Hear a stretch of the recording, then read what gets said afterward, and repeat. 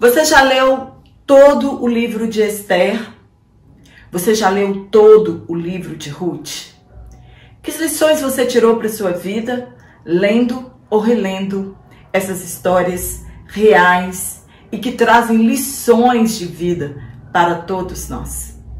É sobre esses livros que falaremos durante todo este novo trimestre. Estamos já no terceiro trimestre de 2024 e vamos aprender bastante. Para você que está aqui pela primeira vez, sou Jane Martins de Souza, professora e superintendente de Escola Bíblica Dominical. Que a paz do nosso Senhor e Salvador Jesus Cristo esteja sempre em sua vida e que o Espírito Santo possa nos ajudar durante esse trimestre para aprendermos muito mais da Palavra de Deus do que já temos aprendido durante este ano de 2024. Comenta aqui como foi o encerramento do seu trimestre, se foi uma bênção, se vocês tiraram bastante proveito e se houve edificação espiritual para a sua vida e a da sua classe. Neste terceiro trimestre, falaremos sobre o Deus que governa o mundo e que cuida da família.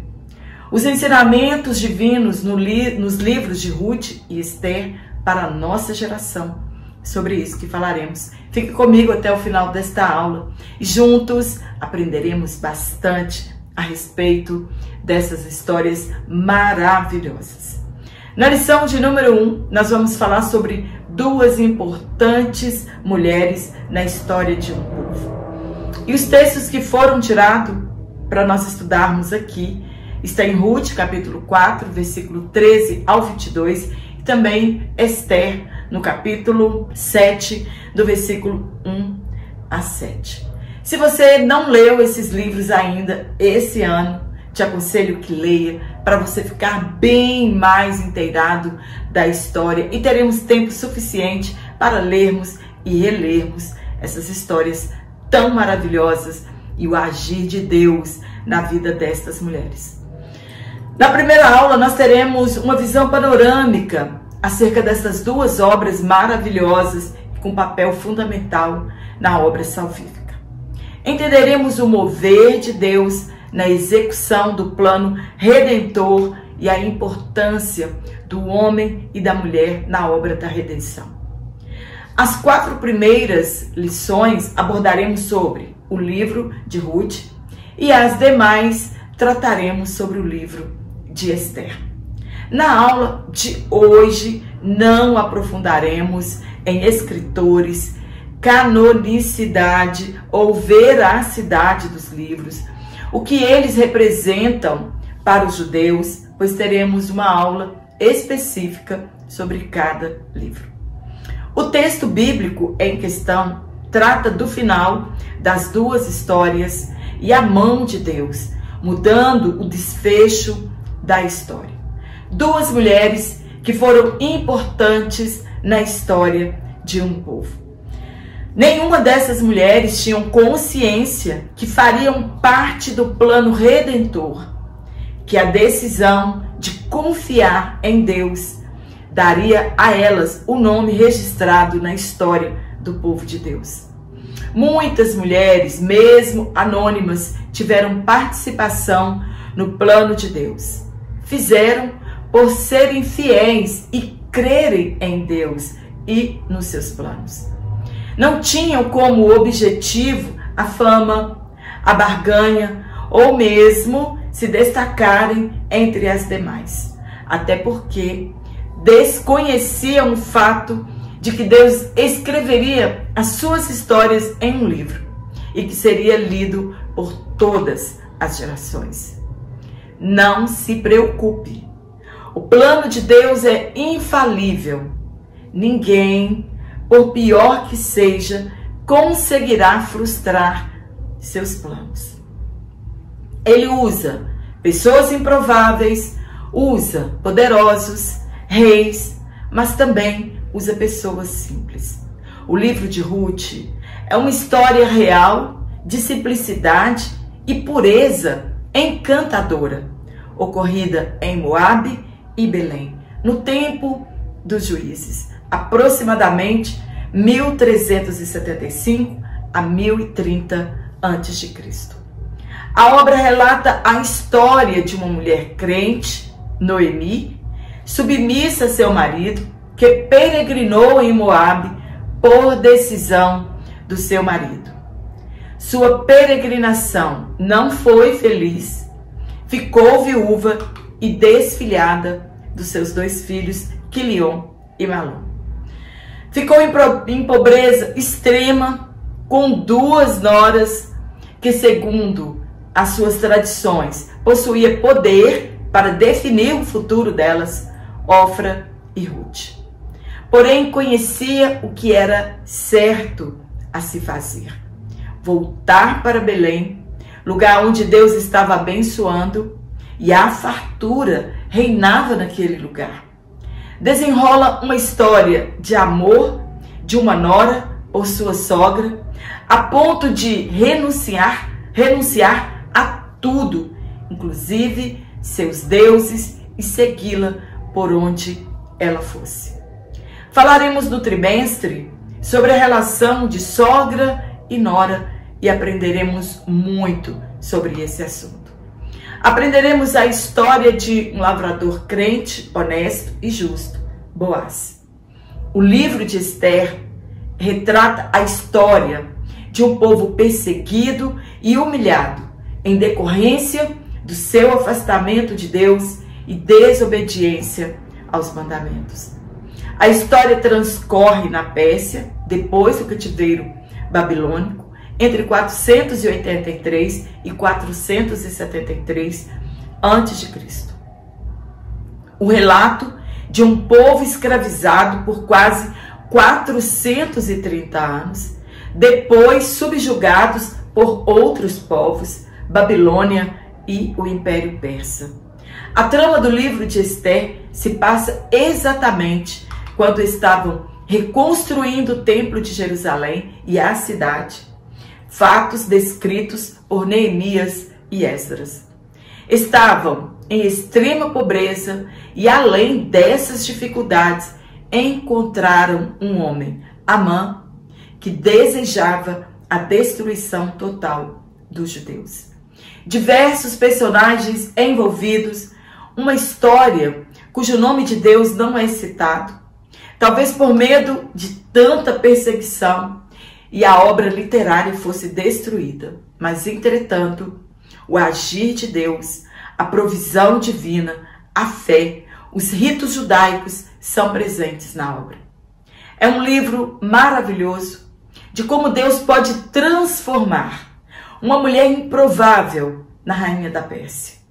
Há muitas discussões a respeito da veracidade dos livros, por serem tão espetaculares, e como Deus agiu em favor do seu povo. Se considerarmos o livro de Ruth falso, devemos considerar toda a genealogia de Jesus, pois o nome de Ruth, Boaz e Obed encontram-se registrados em Lucas e Mateus. E se assim for, os evangelhos, segundo Mateus e Lucas, não são dignos de confiança. São 2 mulheres que nos inspiram nosso relacionamento com Deus e no compromisso com o próximo. Seus testemunhos inspiram mulheres em todas as gerações. No primeiro tópico, nós vamos falar sobre Ruth, uma mulher importante para a linhagem de Davi. De Obed, um ancestral de Davi, até ele quase 250 anos, para o desenrolar de toda a história. Um homem segundo o coração de Deus.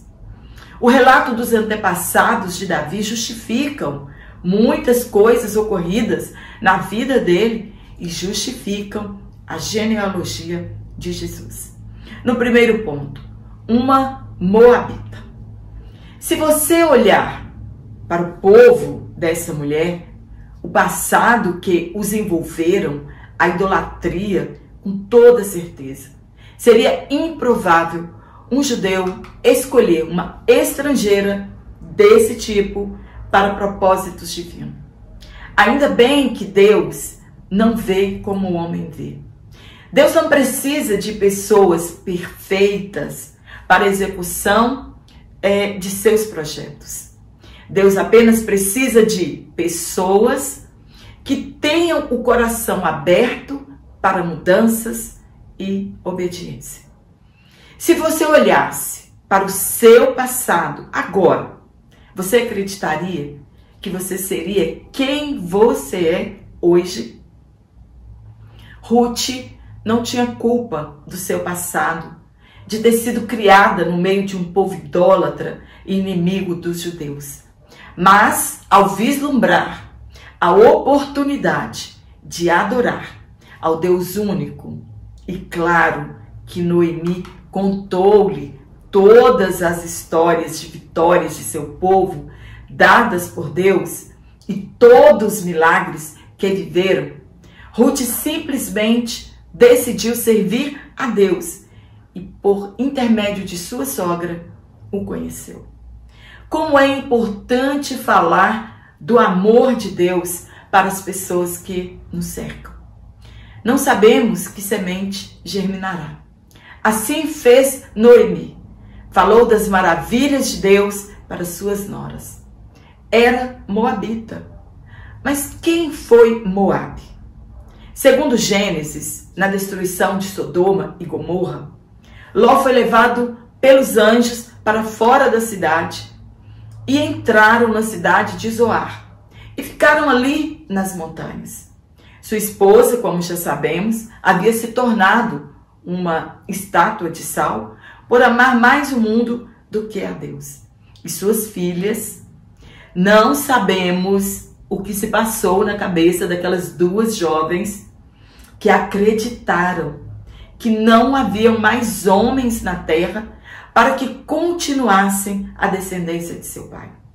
Embebedaram a Ló, cada uma por sua vez, e como fruto desse incesto, cada uma delas tiveram um filho, Moabe e Ben-Amim, que este é o pai dos amonitas.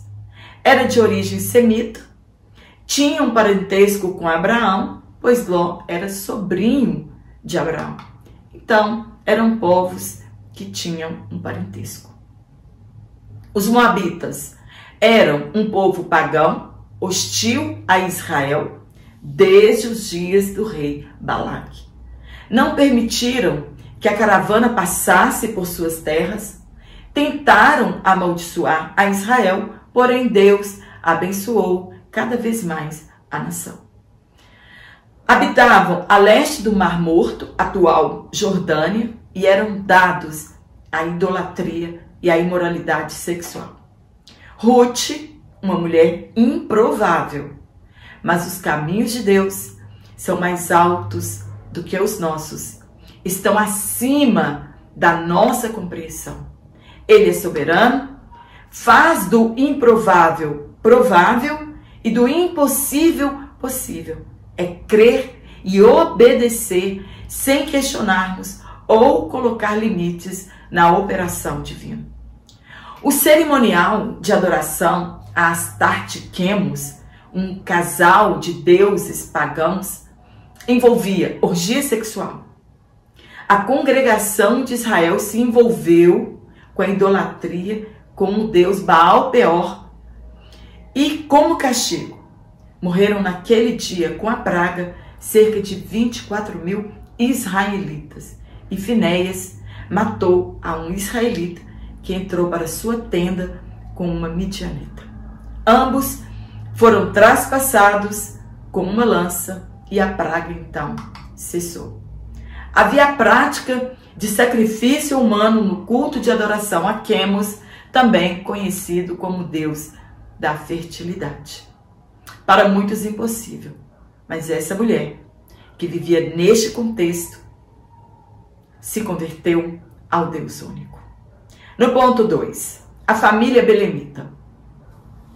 Família composta por 4 pessoas, pai Elimeleque, mãe Noemi e 2 filhos, Malom e Quilion.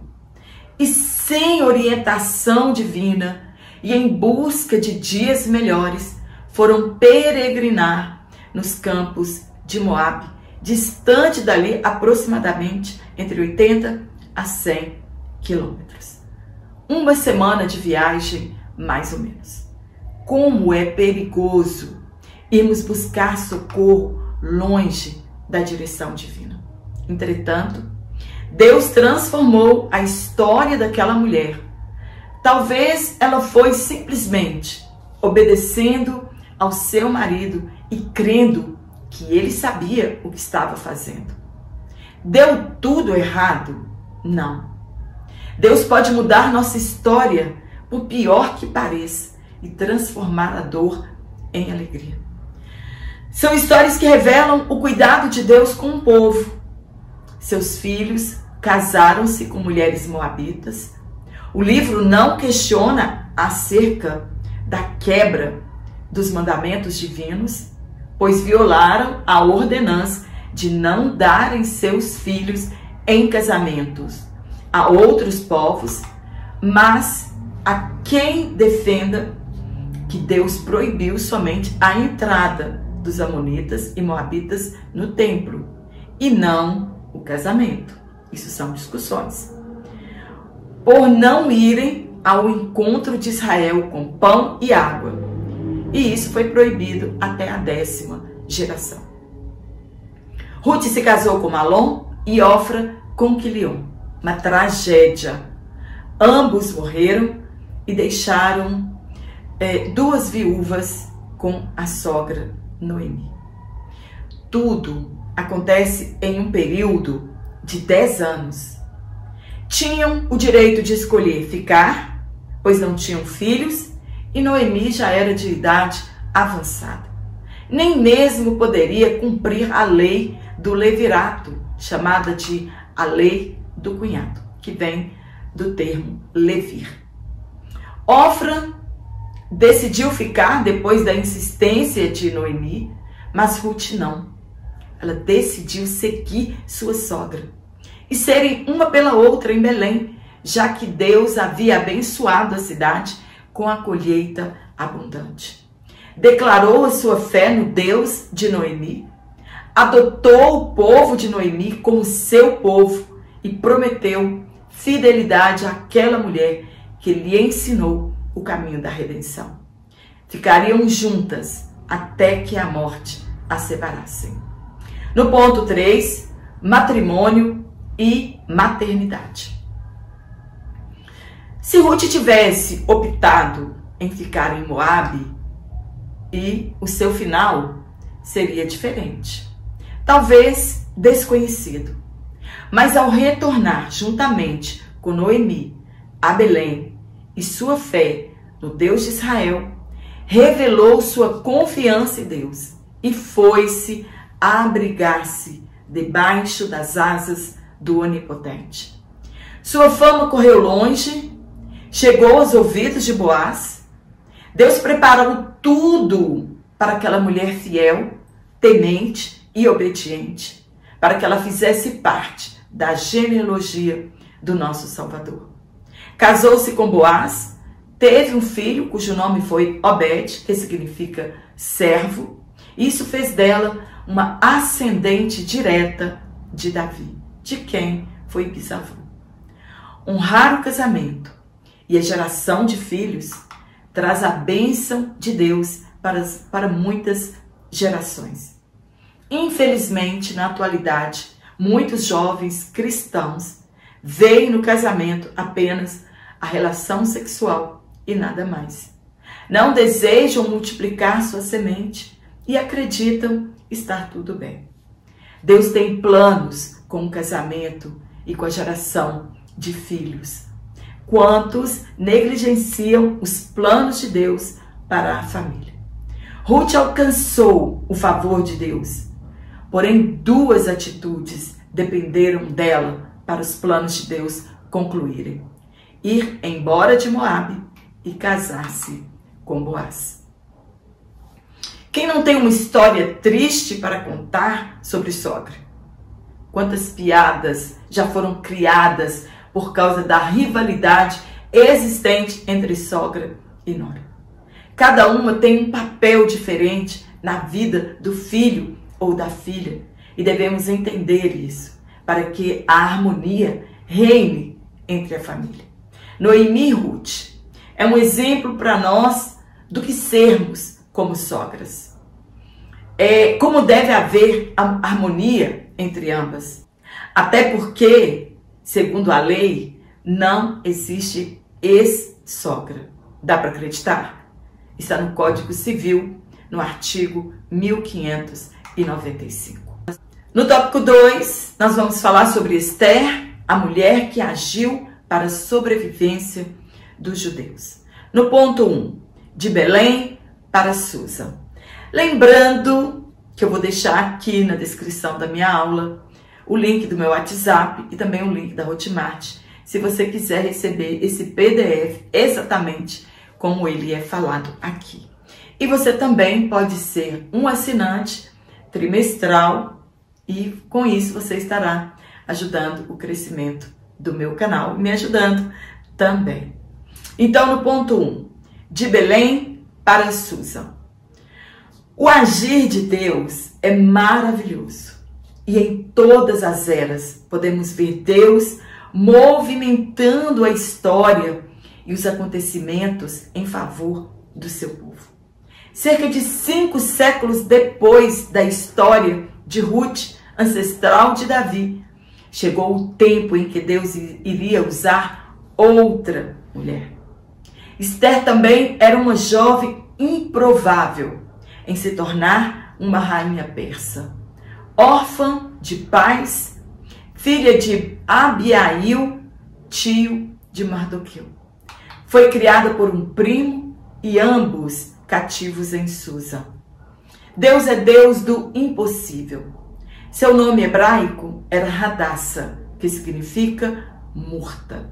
E seu nome persa, Esther, que significa estrela.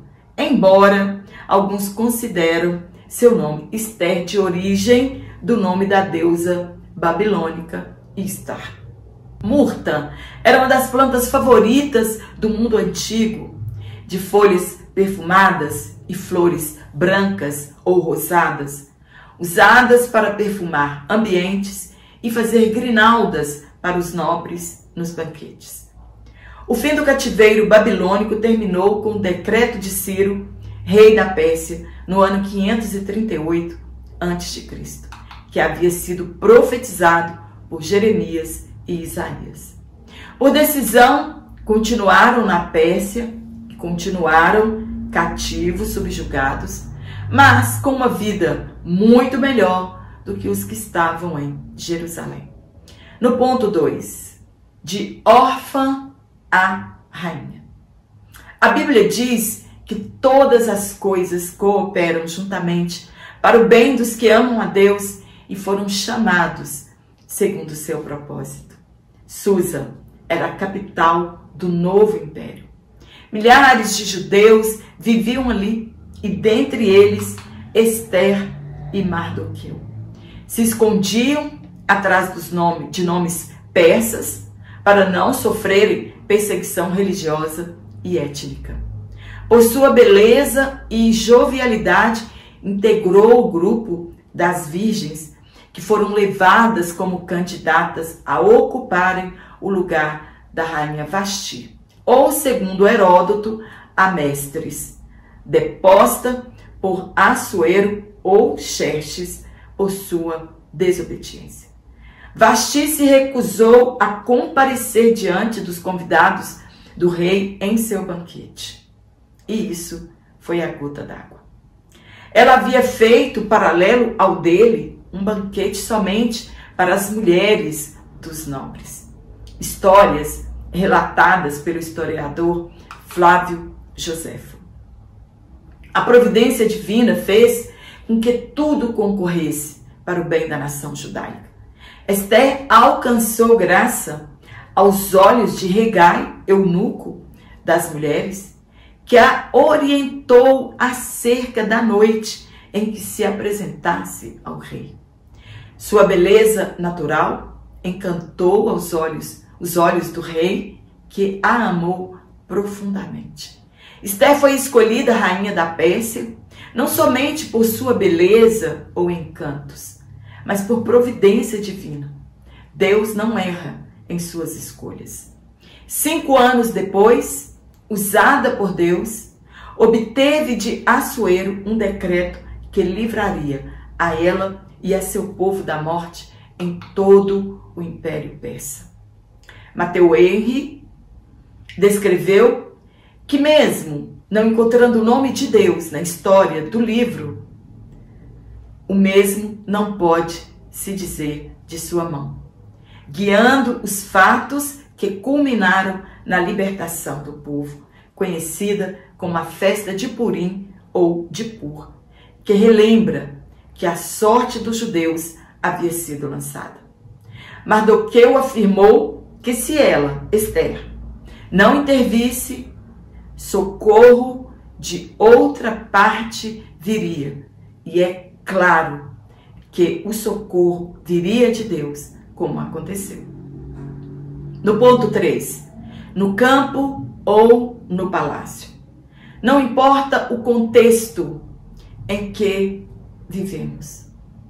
Ruth e Esther são exemplos de quão grande é o favor de Deus, do quanto Deus cuida de cada um, sobretudo dos que são fiéis. Em todas as eras, Deus cuida do seu povo e nós somos o povo de Deus, a Igreja de Cristo. Devemos confiar nos planos de Deus. Nada é para a nossa glória, e sim para a glória de Deus.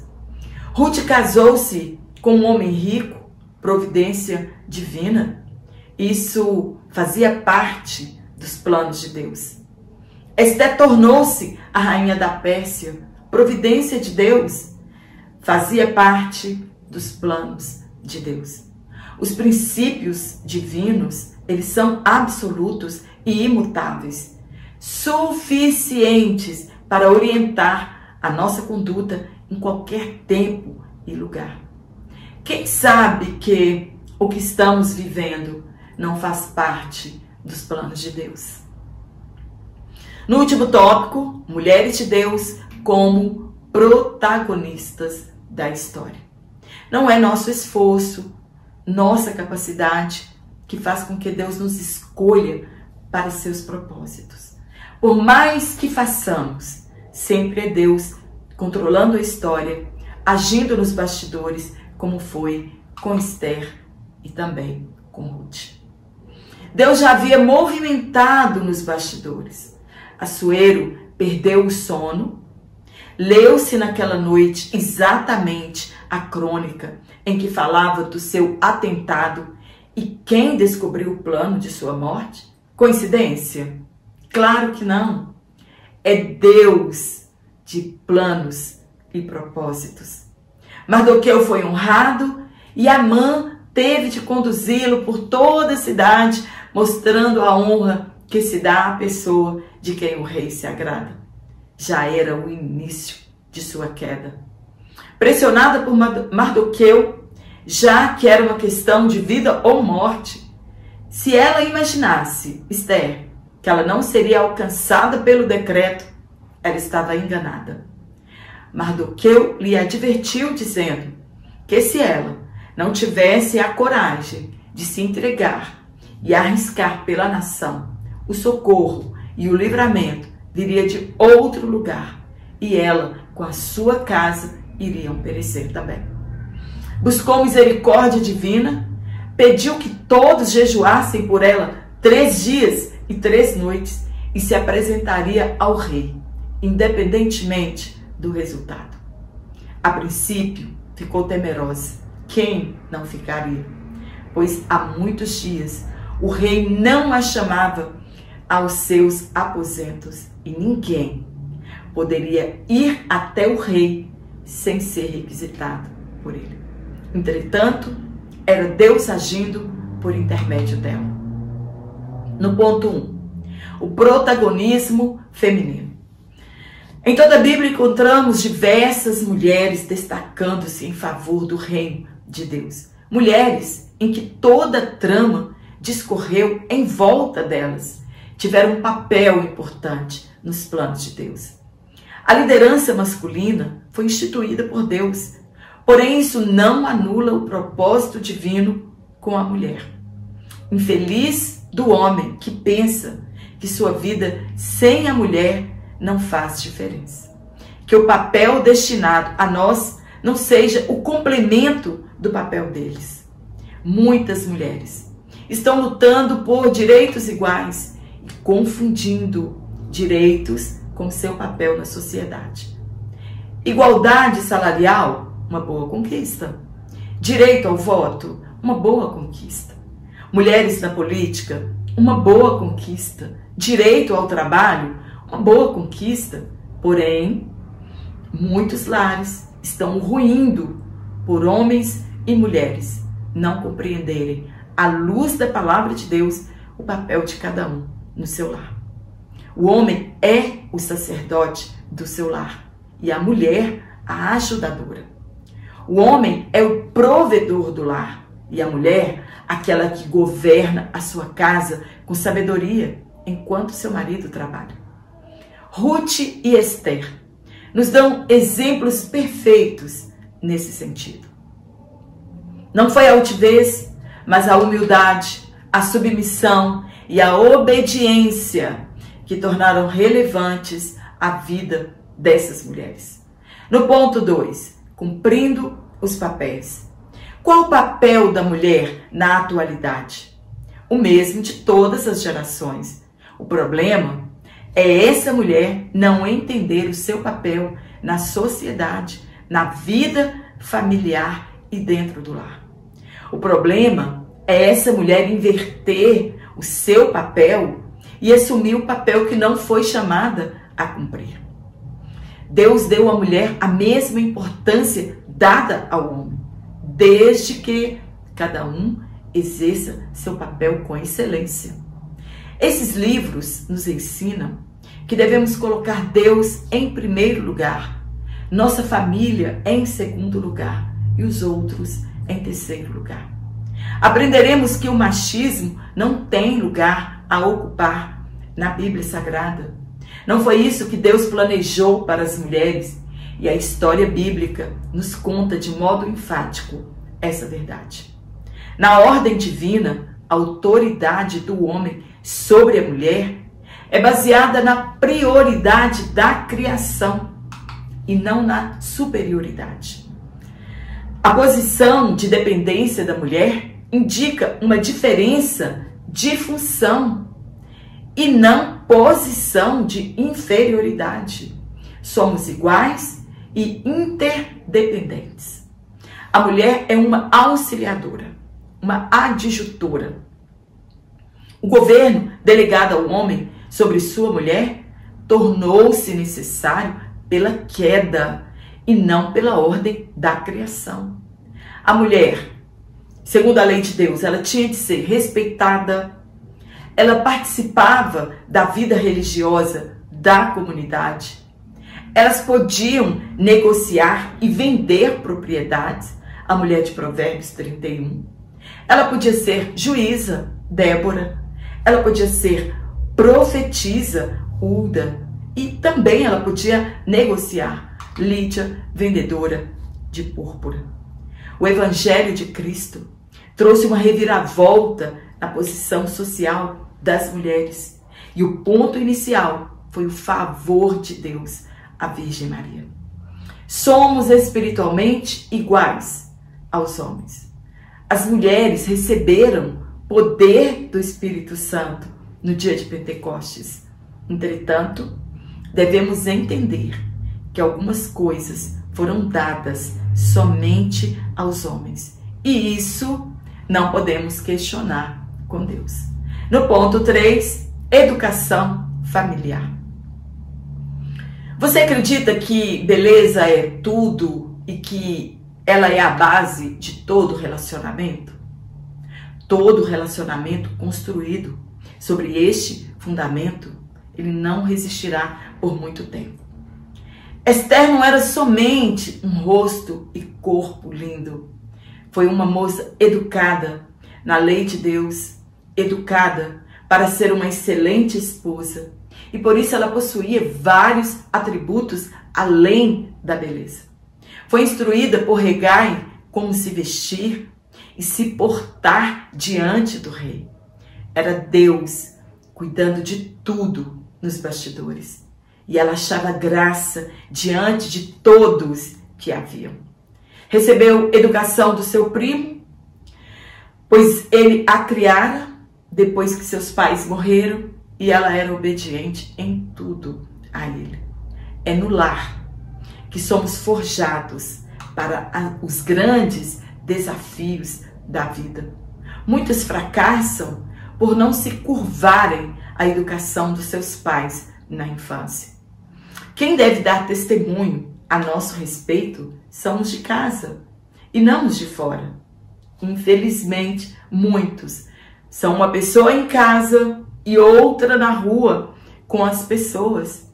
E isso vale tanto para homens quanto para as mulheres. Do que adianta sermos bons e agradáveis para as pessoas de fora e sermos maus e desagradáveis para com os de casa? Quem deu testemunho de Ruth e de Ofra foi a própria Noemi, sua sogra. Elas foram benevolentes com ela e com os falecidos. O que sua sogra pode falar de você? O que o seu cônjuge pode falar de você verdadeiramente? O que os seus filhos podem falar de você? Cada um sabia seu papel. E isso foi importante para um relacionamento saudável. Não há relacionamento de uma pessoa só. Toda mulher sábia edifica sua casa. E essa edificação é sobre o relacionamento existente. Ela não é o alicerce do seu lar. Ela apenas ajuda na construção em cima de uma base já pronta, estabelecida pelo seu esposo, que é o sacerdote do seu lar. Amém? Espero ter te ajudado com esse comentário. Vamos aprender muito mais durante todo esse trimestre. Se você gostou, dá um curtir aqui na minha aula, compartilha em suas redes sociais. Se você está aqui e ainda não se inscreveu no meu canal, se inscreva. Isso ajuda o YouTube a reconhecer o meu canal como importante e distribuir para as outras pessoas. Que você tenha um excelente início de trimestre, que Deus te abençoe, o Espírito Santo te dê sabedoria ao longo deste novo trimestre e possamos enriquecer a nossa vida espiritual e também daqueles que foram colocados sob a nossa responsabilidade, os nossos alunos das nossas EBDs. Um forte abraço e eu te espero aqui na próxima aula, se Deus assim nos permitir então.